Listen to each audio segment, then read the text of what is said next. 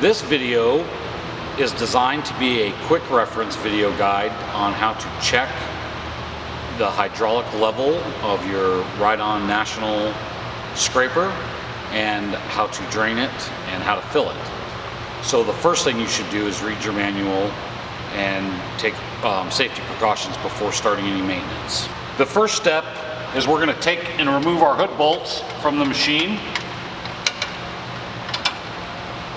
and we're going to open the hood.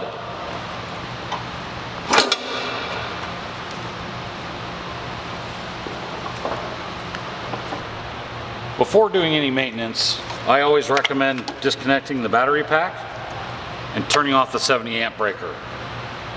This cap located behind the hydraulic pump and electric motor is a breather cap designed for if there's excess oil in the machine for it to breathe out. It is not where you check the oil, fill the oil, or service anything. It's strictly designed as an overflow for the hydraulic oil if it gets hot and there's too much in it and it has to come out of the machine somewhere. To check the hydraulic fluid in your National Ride-On machine, you remove the top plug, and I recommend taking a 2-inch piece of wire and putting a 90-degree bend in it, sticking it down into the hole and pulling it out. And the hydraulic fluid should be just about an inch below the plug.